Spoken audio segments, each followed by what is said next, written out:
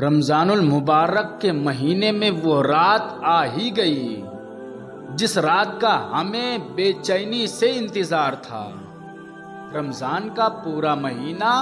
برکت والا مہینہ ہے، لیکن اسی مہینے میں ایک رات بھی ایسی ہے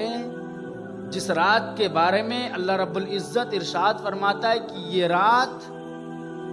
1000 مہینوں سے افضل رات ہے۔ لیلۃ القدر خیر من الف شہر، کہ لیلۃ القدر شب قدر کی رات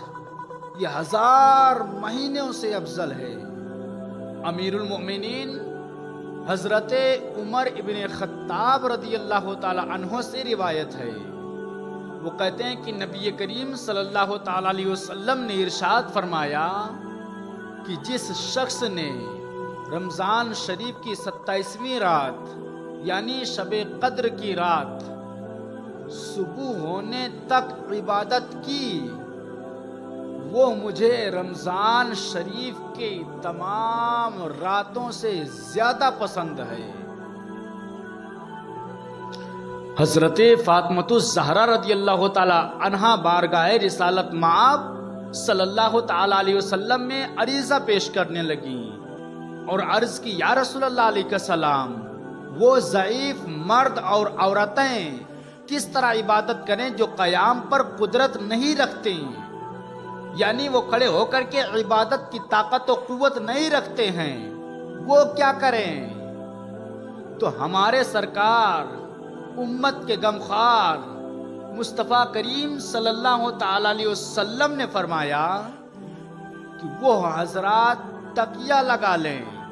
یعنی کسی چیز کا سہارا لے لیں جس سے عبادت کرنے میں آسانی ہو جائے،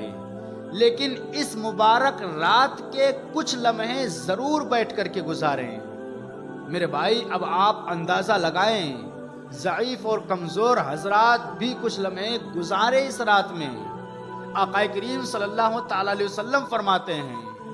لیکن ہم تو طاقت رکھنے کے باوجود، ہم تو صحت و تندرستی رکھنے کے باوجود اس شب قدر کا احترام نہیں کر پاتے، اس شب قدر میں جا کر کے عبادت نہیں کر سکتے، اس لیلۃ القدر کی رات میں جا کر کے اپنی بخشش نہیں کروا سکتے، جبکہ اس رات کی فضیلت اتنی زیادہ۔ رب فرماتا ہے قرآن کے اندر، یہ لیلۃ القدر، یہ شب قدر 1000 مہینوں سے افضل ہے، لیکن ہم اس رات میں جا کر کے دعائیں نہیں کرتے ہیں۔ مولا ہم تمام لوگوں کو